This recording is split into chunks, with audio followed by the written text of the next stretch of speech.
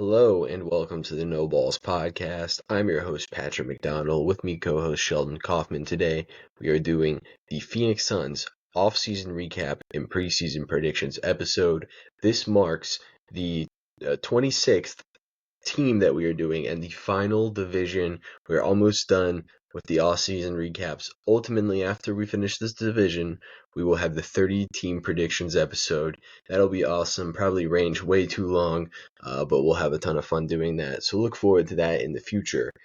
Other than that, before we get started, Sheldon has Phoenix Suns related trivia for me. I'm starting this last division. I'm looking to go 5 for 5. All right, I'm going to give you a hard one to start off because you've been doing pretty good recently. So, after the legendary Steve Nash retired, who was the last Suns player to wear the number 13? What? Let's wear the number 13. Okay. So, Bledsoe played after Nash. Isaiah Thomas played after Nash. I'm actually, terrible with numbers. I have no idea what players wear which numbers. Bledsoe played after Nash. Goran Dragic is kind of interesting, but I feel like he was there before Nash retired. And I briefly, I think Goran Dragic wore a teens number throughout his Heat career. I could also be making this all up.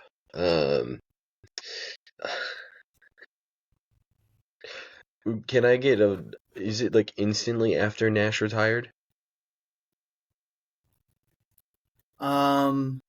He played. Oh, wait. Yeah, I think it was I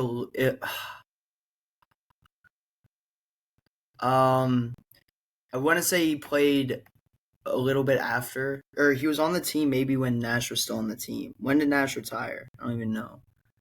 It was a short stint with the God. team. Short stint with the team. Oh, it was a short stint. Oh, Lord. And I'm guessing 13, right? Yeah. This player played into the 2020s though. Into the the late 2020s? 2010s. Oh, wait. Late I 2010s. might have pulled it out. Okay.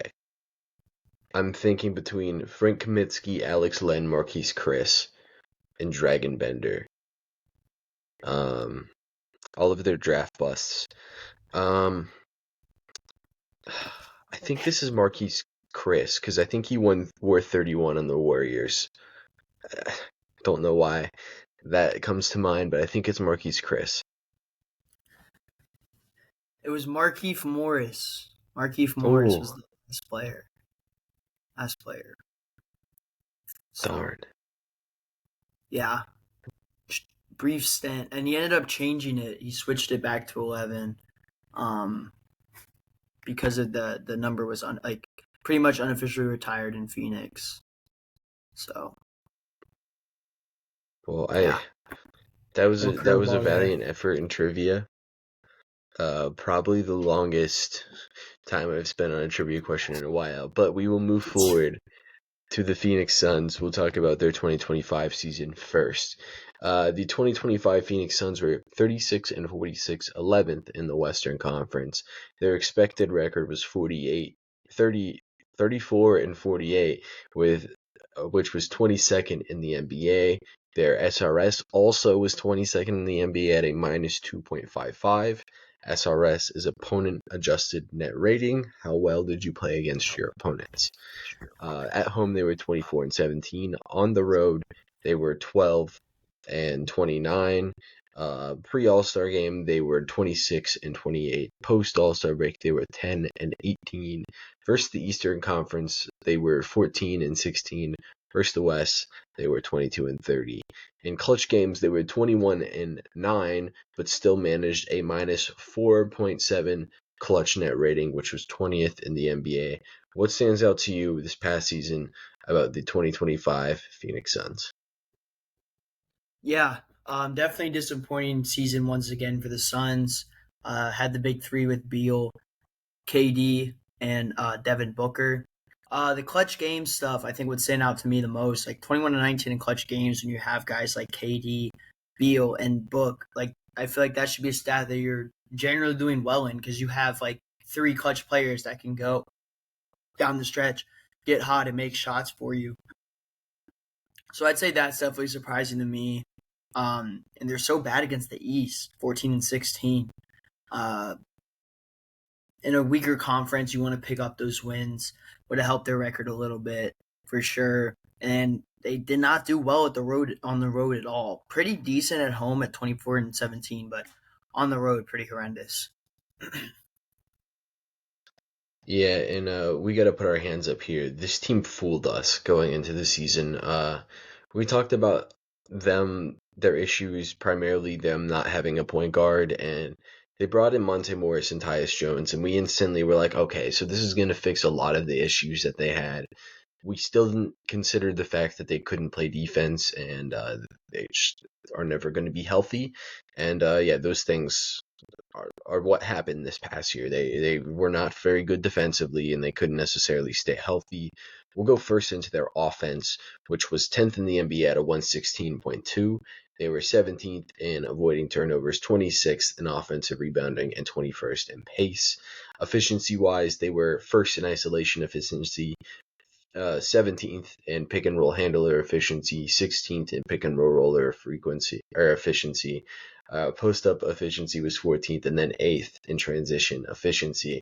Most notable about their frequencies: high volume of pick and roll with handler and roller, and then very low transition rate at 29th in the league. What was the deal with their offense that you really got to see this past year? It was quite the year to watch the Suns. You're muted. Yeah, of course. Yeah, it was really interesting. They slowed down a lot. 21st in pace. Usually, this is a team we see tries to get shots up early. Usually, quick, more fast paced team. Really slow this year. 21st in pace. The transition stuff is crazy. 29th percent, and they were really good at it. So you think that they want to get out and transition more. Um, I think another thing is like the lack of the isolation frequency not being as high. I feel like in the past with the Suns, they really would let KD and like D Book get a lot of isolation attempts. But as you see, they did not go to that much, even though it was pretty effective. And I think they picked up with the ball, the pick and roll stuff. That's something they did a lot more. Um, and they had interesting center position this season, which I'm sure we will get to talking about later on in the episode. But yeah, heavy. It's just not something that you're used to seeing from a Suns offense, being so heavy on the pick and roll stuff, getting away from isolation and post up, and being really slow. And the offensive rebounding is really bad. 26 in offensive rebounding. I think that just goes to the center position. And also, and in they did have a really good offensive rating too, which is it's funny to see. Yeah, I think that was the main takeaway from this past year is their offensive rating was still solid. And there was a lot of things as you've raised your hand on our software. I don't know how you've done that, but yeah, there were a lot of things that went wrong this season. Durant played a very low amount of games. I'll pull up the exact number. Bradley Beal was 53. I think our big discussion point last year, as Durant played 62, our huge discussion with their offense last year was how are they going to implement Beal in as a tertiary scorer. Our debate was, can he get back to his previous Washington 3-point volume of around 6.5, 7 a game?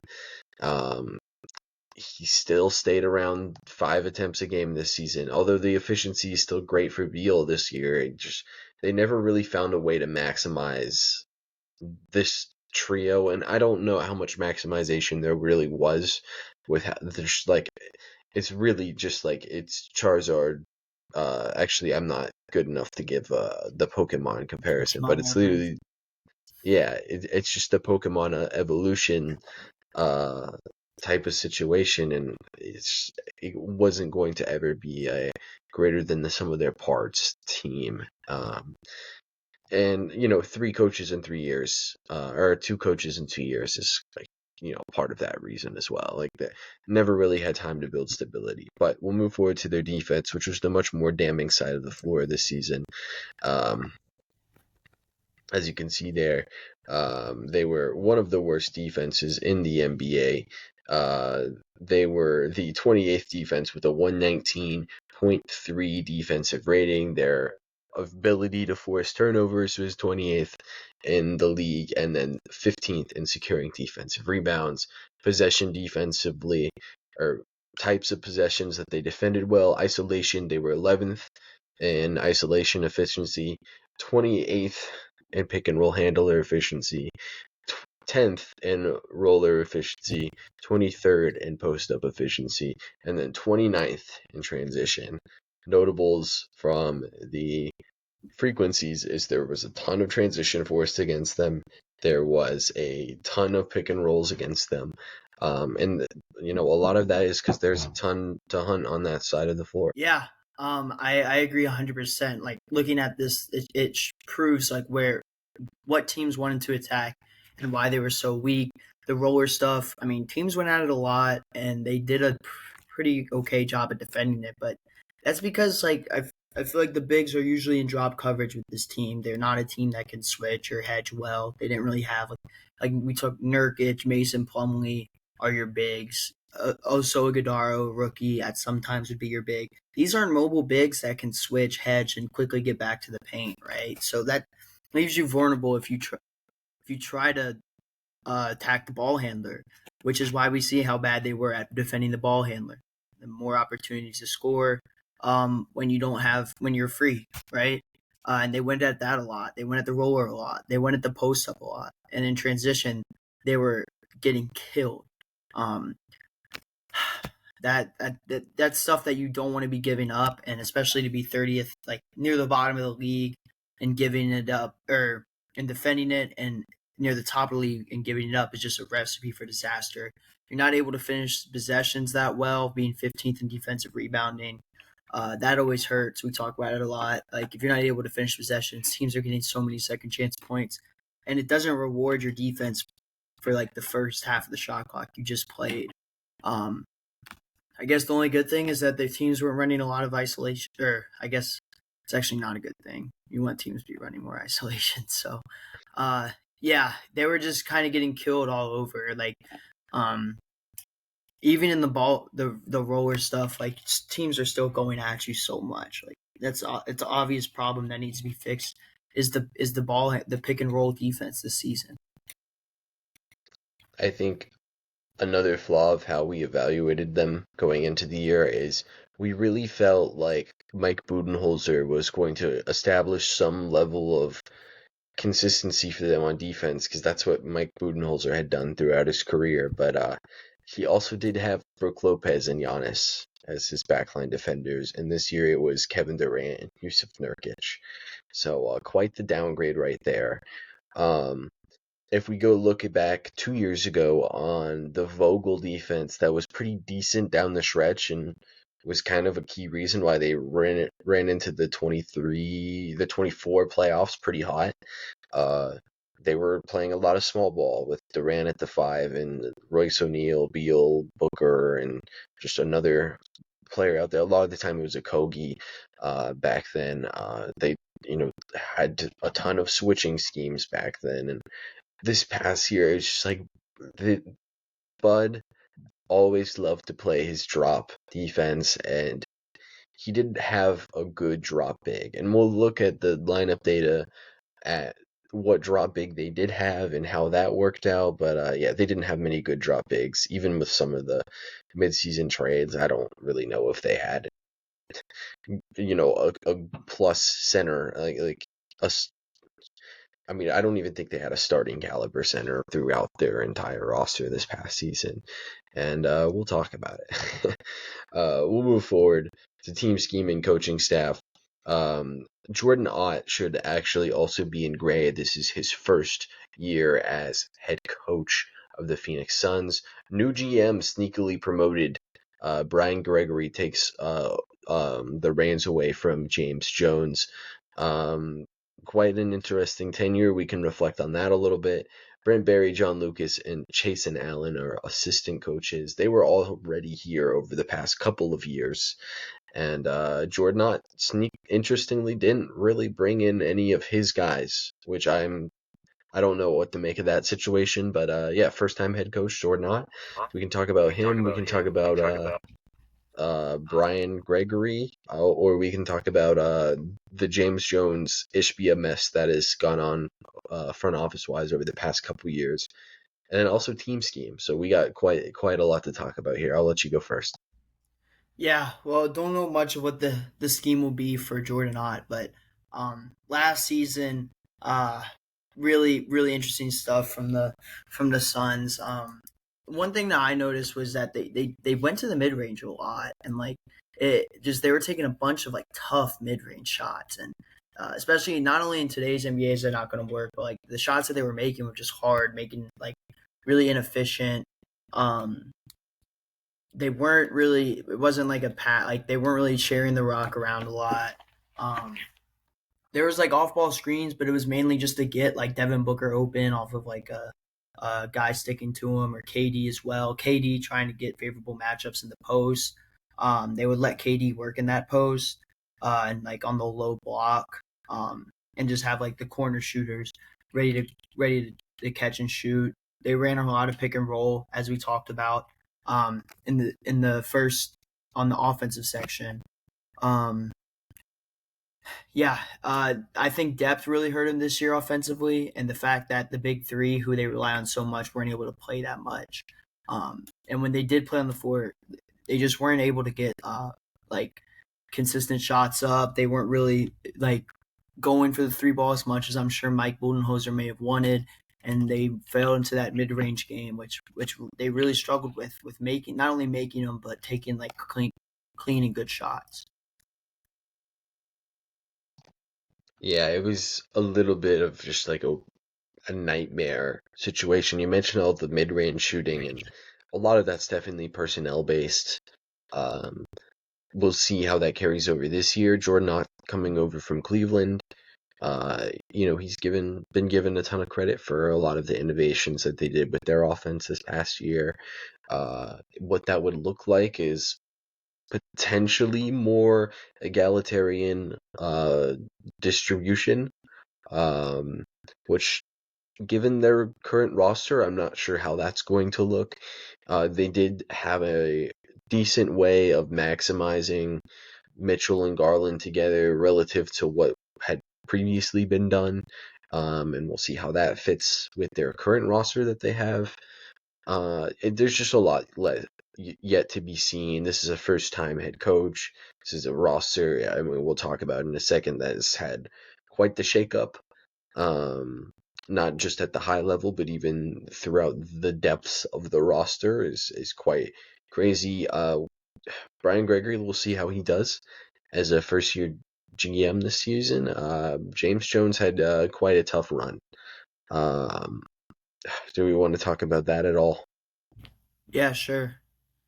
Ian, let's talk about it. I mean, there's not much great to say.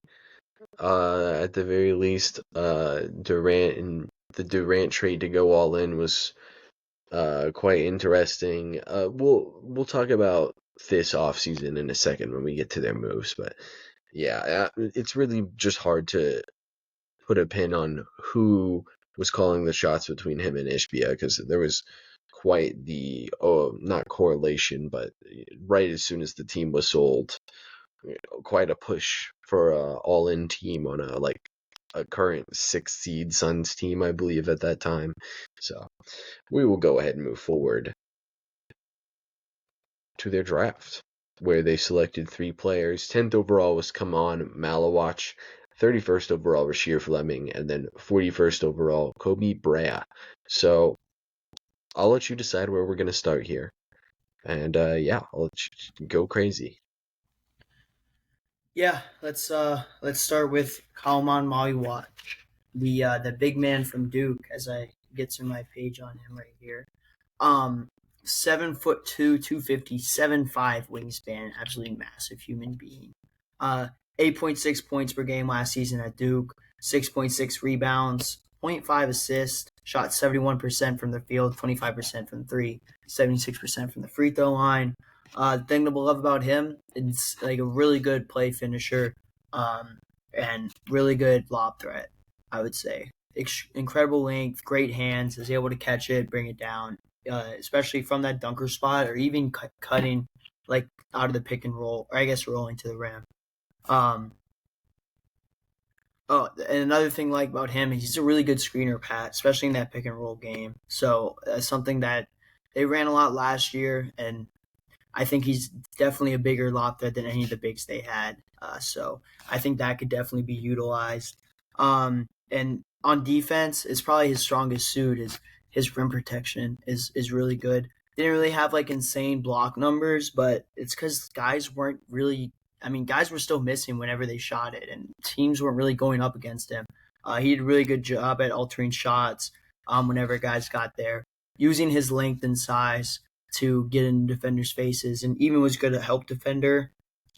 Uh, and also something that I think definitely will help, and maybe a reason they drafted him, is he's good defense in the pick and roll game. He played multiple coverages at Duke, hedging, switching, trapping, stuff like that. So I think and drop coverage too. I think this is a big that will be comfortable doing whatever needs to be done to take away like the ball handler, if that's what's hurting them that certain game, or the roller, if that's what's hurting them. Something that they did not have at all, as we saw in the defensive stat metrics. Uh, some of the weaknesses is just probably the playmaking is the biggest thing. Like I said, 0.5 assists per game. Not really known as a passer, and we didn't really get to see him like even try to pass a lot. So just don't really know how good that's going to be. And conditioning, and then just rebounding. Rebounding was a big problem, or not a big problem, but it was a little glaring, especially on the defensive end. He would let bigs get better positioning than him at times, or yeah, just let him overtake him, or just get to the spot, box out quicker than he could. But besides that, you're getting a lob threat big, a guy who's really good on defense, and yeah, gotta love it. Yeah, I really liked Malawash in this draft. He's a very new to basketball, and he didn't look like he was new to basketball in his freshman year. You called on the screen setting. The screen setting's awesome. He's a great lob threat. And the pick and roll versatility is crazy. Everybody liked Donovan Clingan in the draft before. Cameron Malawach has like the same wingspan, the same height. He's built very well already, like strength wise as well, and he has like really good mobility for somebody. Like way better than Donovan Clingan. The Donovan Clingan instantly translated to the NBA as a defensive player. That being said, Donovan Clingan is definitely a much better shot blocker, definitely a better rebounder, and definitely a better rim protector as well. But Malawash is no slouch as a rim protector. The length is undeniable. He's a good positional defender. He's decent at avoiding fouls for somebody like so new to the game, and he doesn't fall for like stupid pump fakes. Um, and I think there's even some inspiring upside on the offensive end too. You mentioned all the lob rolling, and he's a great offensive rebounder when he's just like told to go get the ball. He's pretty good, but on defense he struggles with box outs. Um, and just catching the ball sometimes. It's just a little bit weird right now, but on offense, he shot 77% from the free throw line. He shot 25% on 16 total 3-point attempts. And in like other professional leagues, he has shot the three ball volume. It wasn't great efficiency, but there's not nothing there as a jump shooter. I think at the very least the free throw shooting is like very, very promising. And the shot doesn't look like terrible. It'll probably be like he has to be left open type of thing. But there's some upside there, and I really like it. What were some NBA players that really Kalman Malawach reminds you of? Well, funny enough, I got my player comp for him as one of his teammates, and that's Mark Williams. Um, yeah, a big that can finish and play really good defense, rim protecting, huge lob threat. We saw that at in Charlotte. Hopefully, he's a little bit more stable injury wise, um, so he can play because this kid's really good. Yeah, I like the Mark Williams comp. I'm very high on Malawach. I wrote him down as taller Al Horford, um, because I kind of really believe in the shot. I think he's not like A plus rim protector, but like he's very good positionally. He maybe not block much more than a shot and a half a game, but he's gonna be very good as a man defender, I think, at some point in his career for bigs and like tall forwards, potentially if he could switch a little bit. I really like Malawach, and then like some lower tier names. Mark Williams is pretty good. Walker Kessler kind of reminds me of Walker Kessler a little bit. Uh, I really like Malawach. He's a great player.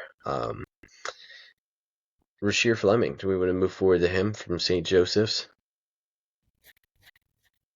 Yeah, let's go ahead. Rasheer Fleming, 6'8", 232 with a 7'5" wingspan. So extreme length there. Played at St. Joseph's last season. Averaged 14 points per game, 8 rebounds, off 53% shooting from the field and 39% from the 3-point line. Of course, you're gonna love the size from him. Really good wingspan and really good defender as well. Super versatile. Uses his length and his height to his advantage. And he's really like could probably guard 2 through 5. I think the 5 probably he would struggle a little bit at first in the NBA, but really good defense and the shooting potential is really good. He'll be able to stretch the floor 39% from three last season, as I said. It makes for like a good pick and pop threat, and really good rebounding as well. 8.5 rebounds per game last season. Gotta love that. A guy who's gonna hustle and get rebounds, something that the Suns struggled with last season. Um, yeah, just some of his knocks on the offensive stuff. Just got to see how consistent the shot is, like with a lot of these guys. And then can he self create? Probably going to go in and be kind of a catch and shoot guy offensively, but a guy that's going to go in there, get you rebounds, really good defensively, great length, great height. I really like Rasheer Fleming here. Yeah, he was quite an interesting player. When I was doing defensive work for Cooper Flag, I ran the query of players to run a 2.5 block or stealed 4.5 block, and then like a 2.5 defensive win shares. And Rasheer Fleming was on that list. Um, he's been pretty good. There were a lot of players on that list, but he did pop up on a pretty cool query there. You mentioned the switchability will probably be the key for him. Maybe he ends up being more of like a small ball 5 type of player, but he is like a very uh interesting at the rim playmaker. I wouldn't necessarily say he's like this great on-ball defender, but he definitely has moments where like he makes some fantastic plays on that end. And against like bigger forwards, I think he's a pretty good defender. You mentioned with the quicker guys can sometimes burst by him, but like his length is just like so unworldly. Um, a 7'6" wingspan is ridiculous. The shot improved every year in college. He played 3 years. From the free throw line, it improved. From the 3-point line, it improved. From 2-point, I believe it also improved every year. So, yeah, Rasheer Fleming, I'm pretty excited about him. I think he could be a pretty solid player. Um, Coming up with NBA names for him was kind of weird, but he reminds me of like a wing version of Isaiah Stewart. Um, and I guess like by transitive property, like a slightly worse version of Jonathan Isaac, and then Keita Bates-Diop were the names I came away with. What do you got? Yeah, I went with some really good defensive wings. Tari Eason and Jaden McDaniels are kind of the guys I went with. Two guys that can kind of stretch the floor and are really good defensively and at getting boards. Yeah, I thought Rasheer Fleming was a great pick. At 31 overall, I had him higher than 31 in this draft. Not too much higher, but definitely a couple, like 5 or so spots higher. Kobe Brea was the 41st overall pick. Spent his last college season at Kentucky after 4 years at Dayton. He shot 43% over his college career with over 4.5 attempts a game. His last year at Dayton, he shot 6 attempts a game at just under 50% from three. If you cannot tell, this guy is a flamethrower, audacious shot maker. He is 6'6", so he's no like complete like bad. He's not somebody who projects to just be a terrible defensive player. There's stuff to like there about Kobe Brea. Not really much of an all-around game. Really as a playmaker, defender, he's out there to shoot the ball. So if I'll let you go, do you have anything else on Kobe Brea? No, you hit the spot, Pat. Elite shooter, 43% last season. The kid can shoot. Really good shot.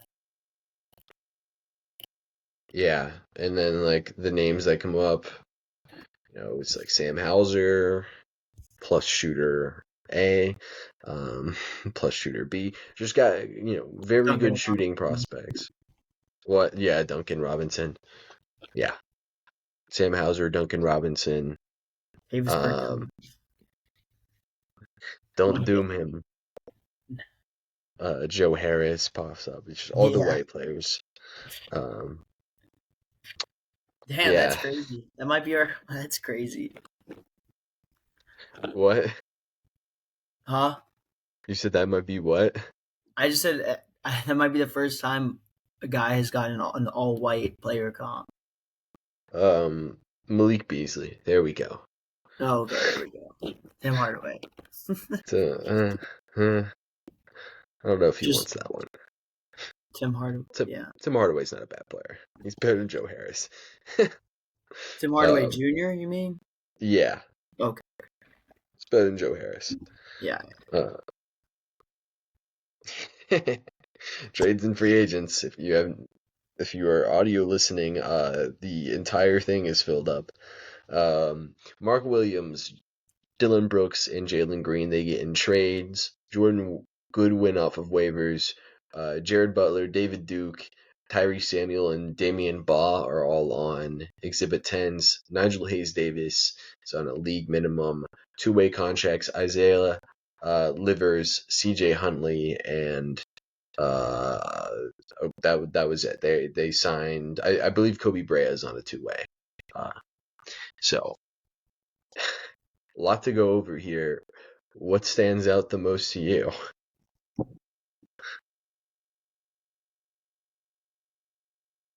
Okay, there we go. Mm, okay. I'm good. Got me. All right.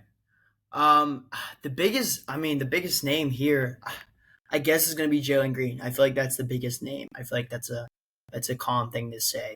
Um, we all know how streaky of a shooter Jalen Green is, or streaky of a scorer. And how much criticism, or not criticism, but how much we've talked about it on the podcast. But it's going to be really interesting to see how he's used in Phoenix. I think 21 points per game last season, off of 35% shooting from three, 42% from the field, 4.6 rebounds, 3.4 assists.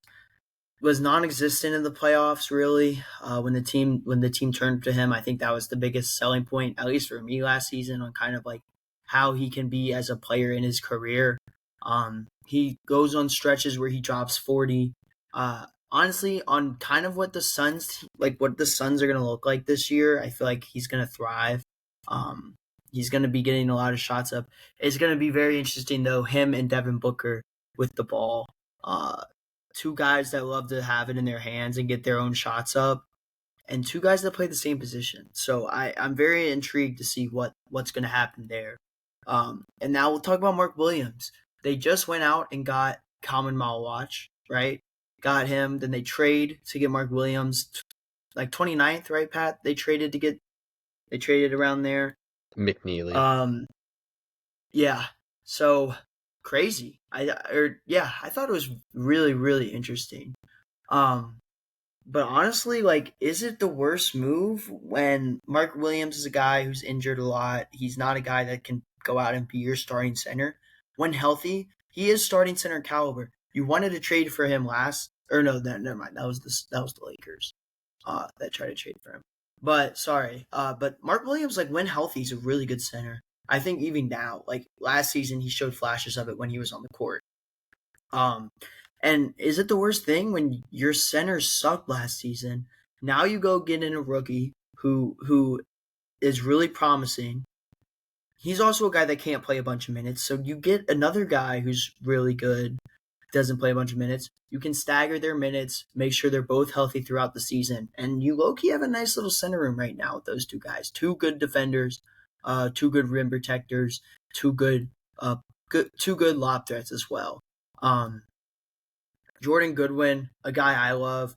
He played on the Wizards for a little bit before going to the Lakers and was really good as a Laker. And like, I think we were kind of surprised or upset that the Lakers couldn't keep him when he got let go. He played really good minutes. He wore the mask a lot last season, 0-0. Jared Butler, another guy we talked about, on an Exhibit 10 is honestly really good. Jared Butler put up good minutes for Philadelphia last season, showed a lot of flashes. I really like the Jordan Goodwin and Jared Butler signings. Those are like low key, like really sneaky good signings, honestly. Jalen Green is that one's a lot for me because I just don't really know what direction they're gonna go there. I like Mark Williams, honestly. I don't mind the Mark Williams trade. And then Dylan Brooks, you get a guy who's a good 3-and-D wing. Very controversial player, but had a good season last season. 14 points per game off 39% shooting. His best 3-point percentage in his career. And he's a good defender as well, so it gives a little bit of defense out there on the wing that you can pair with Ryan Dunn, who had a pretty good season last season as a rookie. I mean, there's just so many things to not talk about. I think Mark Williams is a move that I didn't like on draft night. Malawatch was the best player on the board, and they traded for Mark Williams as soon as they were on the clock. So I just kind of was like, okay, so they're not taking Malawatch, and then they still took Malawatch. So it was weird, but I get it because Malawatch probably won't be somebody who's ready to play a ton day one. Even like right away, we'll talk about in the lineups. I'm not sure if he's going to be a regular rotation player right away even. Dylan Brooks is actually a good player, so getting him is fine. In the grand scheme of the Kevin Durant contract or trade, we can talk about that in a second. Jalen Green, he's Jalen Green. And then Jordan Goodwin and Jared Butler. One way to get us to like your offseason is signing Jordan Goodwin. And then the other one is signing Jared Butler. And then they already had their own version of those guys with Colin Gillespie. So maybe they're cooking a little bit. I don't know. We'll have to see. But yeah, those guys are good. Nigel Hayes Davis. They're cooking up with the role players right now. Dude, yeah, just miss on everything else, but you got the role players. All that matters. Yeah. Nigel Hayes Davis was somebody who this was his second NBA stint. He played a long time ago. This past season he played in the EuroLeague. He was a starter in the EuroLeague and shot I believe really good from 3-point line. I'm not good at doing the math in my head, but he shot very well from the 3-point line this season. Overall in his EuroLeague career, he was a 39% 3-point shooter. That wasn't necessarily something that was in his game before when he was in the NBA in 2018. He played 9 games and shot 25% from three in his lone NBA season, where he played 9 games with 3 teams. So it was quite the first stint of an NBA It's, career. Awesome, right? Um, Other than that, there could be some stuff here. They're saying he's the next Yabu. We'll have to peep in the coming year or in the coming games. He is also now, I believe, like 29. Oh no, he's almost 31. So not like a crazy upside type of thing. Isaiah Livers looked promising at one point, but he's been pretty bad. The losses are even more.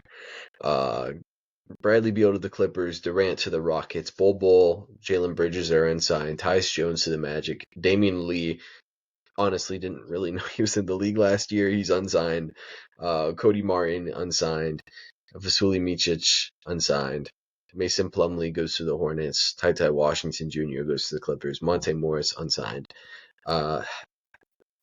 We'll start with Durant because that's the obvious place to go.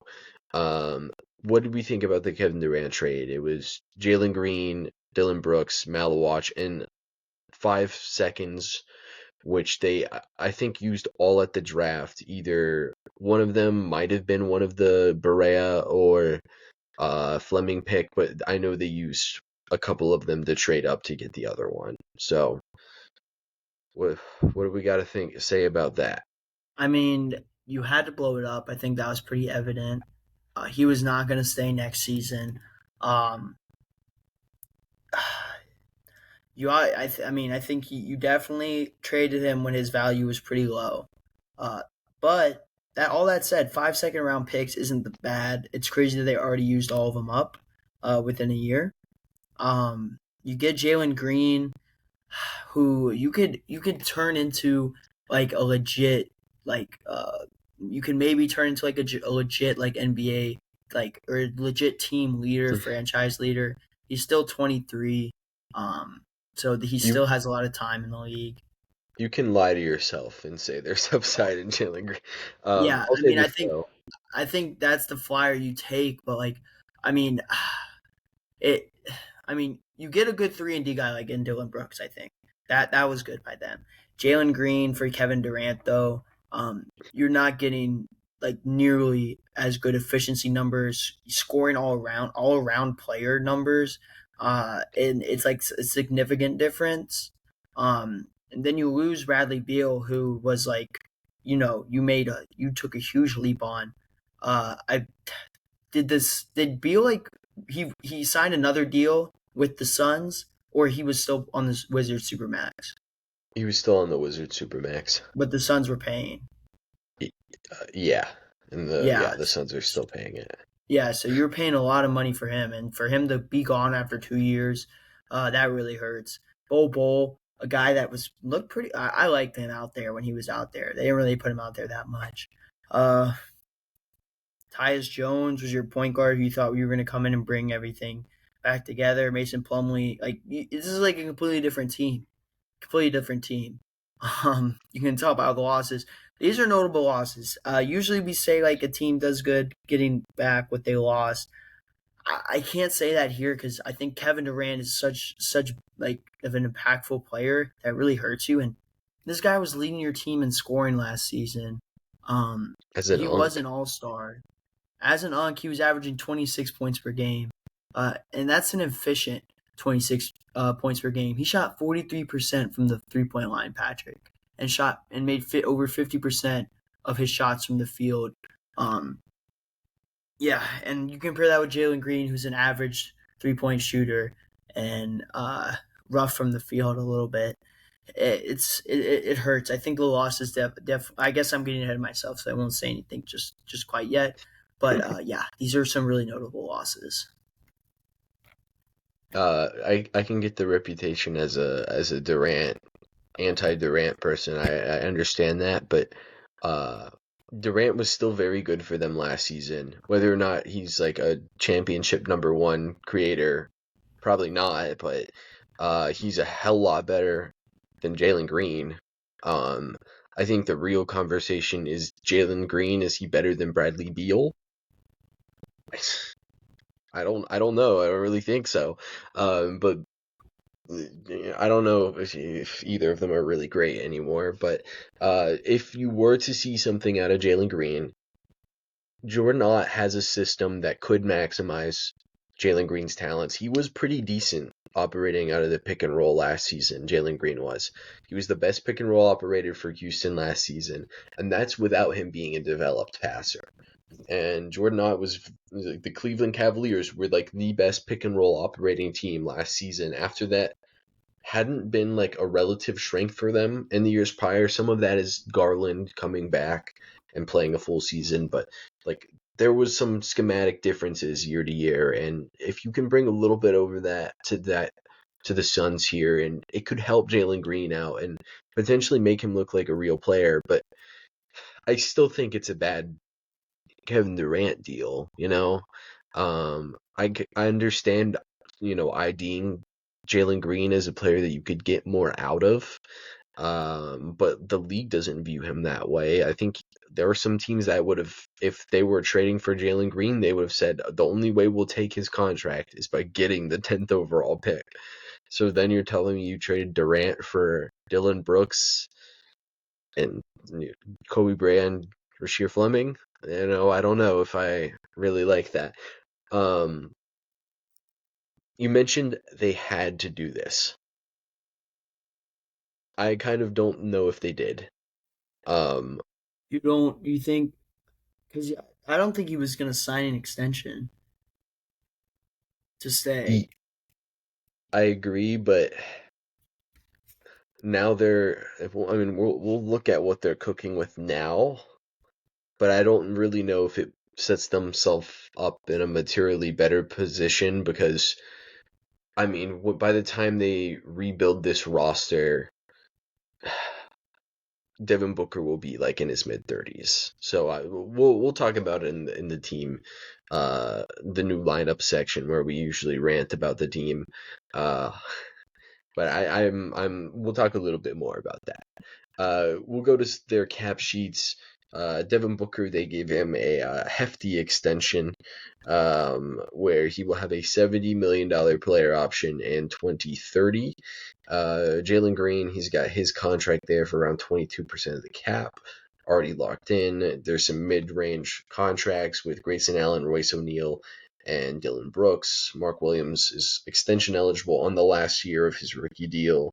And then there's a bunch of minimums and rookie deals. Pretty simple. Nick Richards is on a real contract. It's expiring.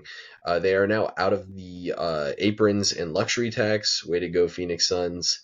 Signs of competency. We love to see it.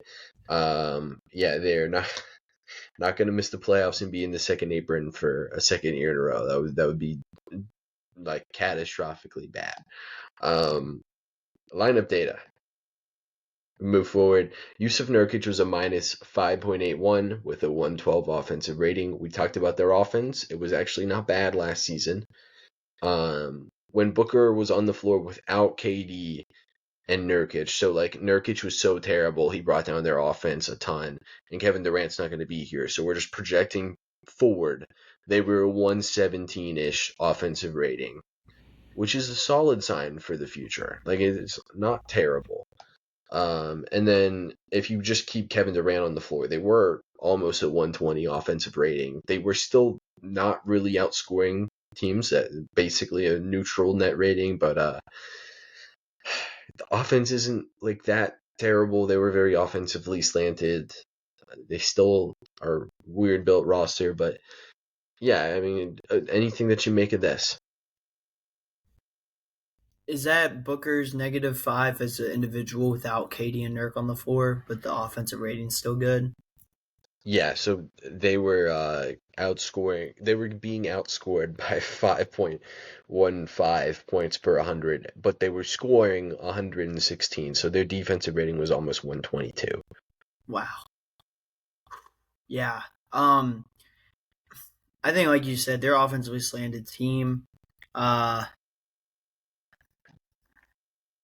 Yeah, I mean, I That guess would the have been the defense worst is in the really league too. bad. The defense is just terrible for this team, and it's going to be hard. But I mean, they're built like that, so we kind of know this is like a known thing with the Suns, and it kind of shows how good KD was making the offense with that 119 or that 120 rating. Um, how bad Nurkic was last season. The biggest takeaways. KD losing KD is going to hurt for sure. Yeah, when Booker and Durant shared the floor in general, so this is even including the Nurkic minutes, they were 119.5. When Tyus Jones was out there, they were actually a little bit worse, but they were slightly better defensively. With Bradley Beal out there, they were a catastrophic defense, but the offense was still good. When Royce O'Neal was out there, they outscored teams by almost 3 points per 100. Their offense was a 119. With the Plum God out there, they had a 121 offensive rating and a 110 defensive rating with a plus 11 net rating. The Plum God, like I said, you give them a drop big who can roll a little bit, and the results were a lot better, and they just didn't have any of that. And Plumlee is like probably like the 50th best drop big in the league. Damn it. Um, felt like reading those numbers off as well because they were also like, man, if the roster was built like a little bit better. Also, when Colin Gillespie was out there with Durant and Booker, they had a 134 offensive rating and they outscored teams by 12 points per 100.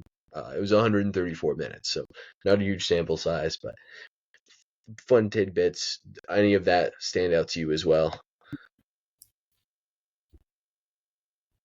Um, yeah, I mean, those are a lot of guys that aren't really here anymore, with the exception of Gillespie. So, I mean, the guys that were making you like kind of okay are not really here anymore. So it's going to be interesting to see how they're going to be able to like combat that. And the Plum God is real. The legends are real, as we heard by the numbers. That was also a Booker and Durant team, so it is worth like maybe it's not the same exact type of team. We'll go to their new lineups. Um, very big slanted here. I originally had Dunn as a power forward, had to move him over just for like graphic design reasons. Devin Booker, Jalen Green, Dylan Brooks, Royce O'Neal, and Mark Williams is the starting lineup I came away with. Most notable here, four centers with Iguodaro, Nick Richards, and Malawach. I ended up with last. I kind of think Nick Richards is a little not very good anymore. Maybe it was Suns 2025 Suns related, but his rim protection fell off a ton this past season, and the shot making isn't as good as it was his first couple seasons. Iguodaro, Dave spoke very highly of him. They'll get a different look with a playmaker out there and somebody who has a little bit of an offensive game outside of just catching lobs. And then Malawash, like I think he needs about a year or so before I think he'll be like a real player. The conditioning's an issue. Boxing out is still like an adventure for him sometimes, and I think the hands too is going to be something that he does need to hone in a little bit before he's like a real NBA rotational player. But anything else here that you want to comment on this lineup? Is this the starting lineup that you had? Yeah. I think you muted Um. yourself. Oh, you're good. Yeah. I'm deciding. Like I liked Ryan Dunn a lot last season, so I might want to slide him in at the four. But I do like what Royce O'Neal did for the team as well, so I'm really okay with those two being interchangeable. Uh, wow, what this is like a lot of two-way contracts slash rookie contracts that are going to be playing significant minutes. It looks like, um, for the team with Hayes Davis being up there, Goodwin being up there. Uh, well, I guess those are just the two that stood out. But I don't know. I think Malawach gets a little more playing time. I think they'll throw him out there, especially year one, maybe over Richards. But um, yeah. Besides that, I mean, I like. Hopefully, Fleming gets to get a little run with this team that looks like kind of weak depth wise. Um, Yeah, it's really top heavy. After those first after the first five, there's not really. It's going to be those bench minutes are going to be tough. I think that's what I would say. All right, let's say you are the Houston Rockets who for we're just throwing cap reasons completely out the window. Um, if you could pick one player between Jalen Green, Grayson Allen, Goodwin, Gillespie, and Jared Butler, who would the Rockets want on the squad? Probably Goodwin. I'll I'll tell you this: I would consider Goodwin, Gillespie, and Jared Butler before Jalen Green, as well as Grayson Allen. I know they're going to start Jalen Green, but I actually do think they could like form a pretty solid defensive identity if they started any of their other point guards over Jalen Green and move Booker to the two. I think they could like Gillespie and Goodwin. I think are like kind of solid. Like we like these guys, and Jared Butler is currently on a two-way, so he doesn't pop up on the screen. But yeah, he's also somebody who I at least like him as like a third point guard. Like he can keep things respectable when he's out there.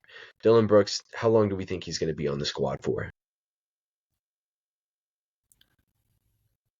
This could be a deadline acquisition for a lot of teams.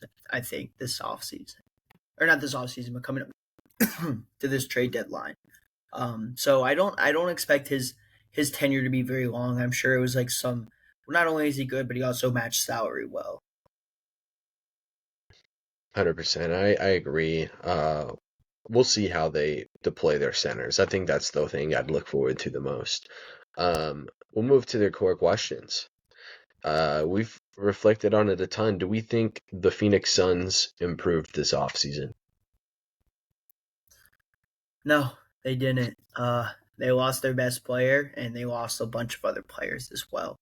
Um, I think this is a significantly worse team, significantly deep depth deprived team.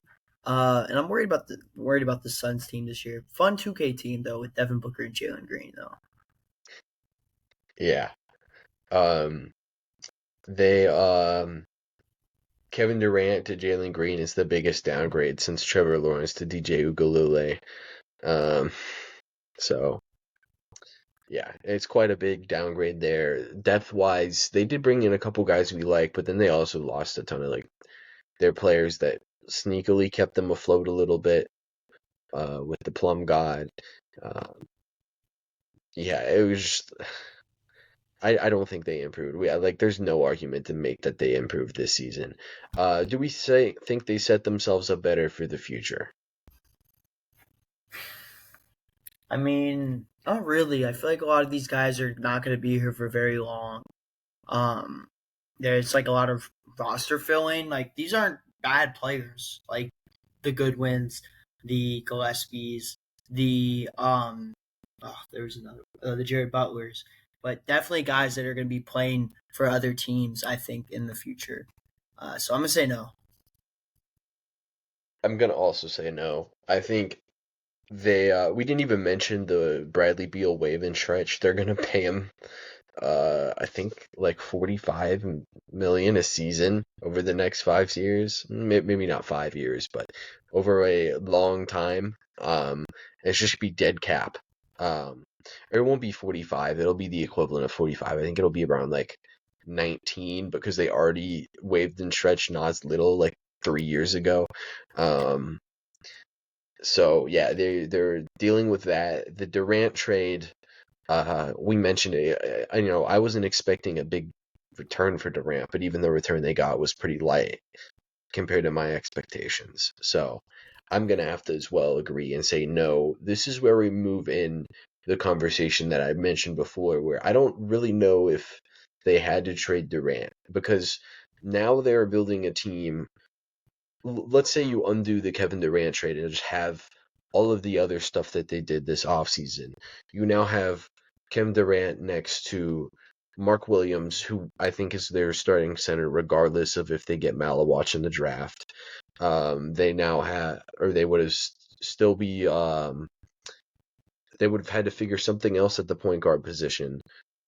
They probably still have to cut Bradley Beal, but now they just lose Dylan Brooks on players who are like really making them better for this upcoming season.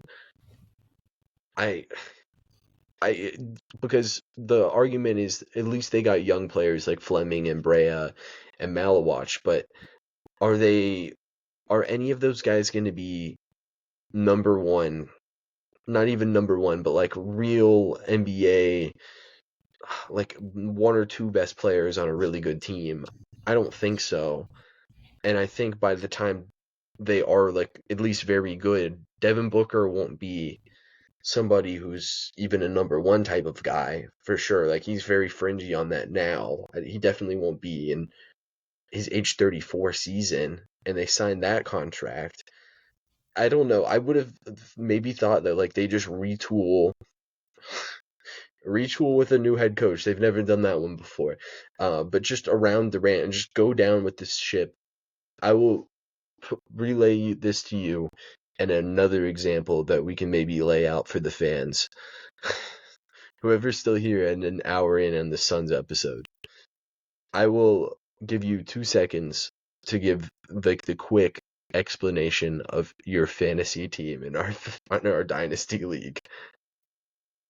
Oh man, it's rough. I made a lot of trades.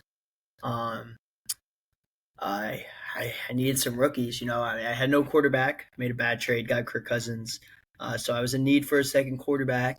So I traded up to get Cam Ward. My wide receiver position was a little lacking. I thought Travis Hunter was going to be like insane. He doesn't play offense half the time. So I drafted him. I traded for 3 back-to-back picks, first, second, or third, fourth, and fifth. You Got own Cam. one. I Yeah. own one. Traded for 2. Gave up my next 2-year pick, first round pick. So I don't have first round picks for the next 2 years. I'm the worst team in the league scoring wise, so I will probably be like a first round pick, or I probably will be like a top pick again for the next 2 years, and I don't have the benefit of drafting from there.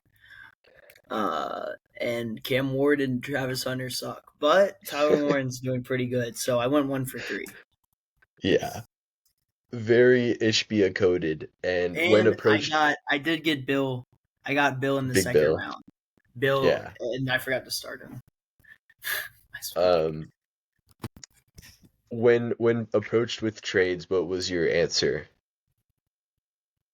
Well, I sent all the trades actually. I did all. No, in Oh, in this season, when you've been approached with trades this season, what oh was no. your answer? I'm just. I mean, I'm just gonna rock out. I'm probably just gonna rock out with it. Like at this point, Because um, it's all you can do. yeah, exactly. There's nothing else I can do.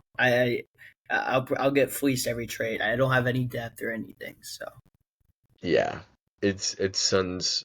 Uh, like at Suns least you have favored. Jaden Daniels. They have Devin Booker. Yeah, That's the difference here.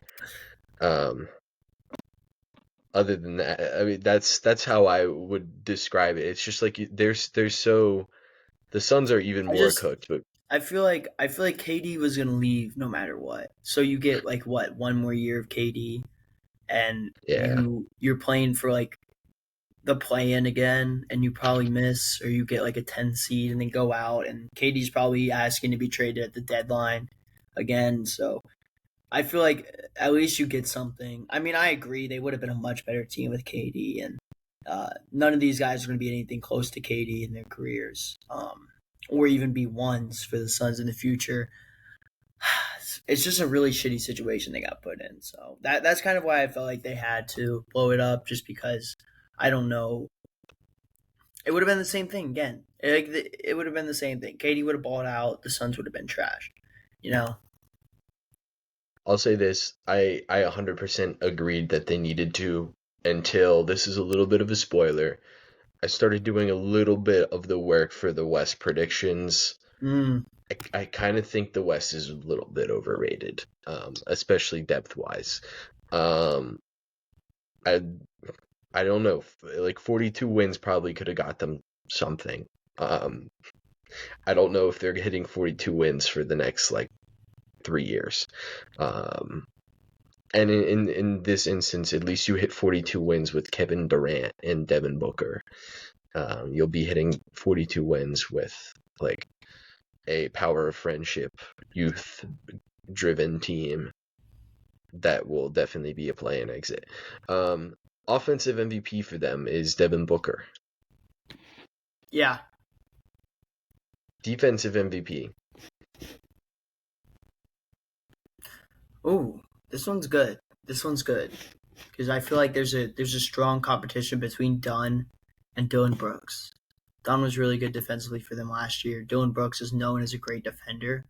You know what? Give me Dunn. Let me get Dunn. I like the length of Dunn.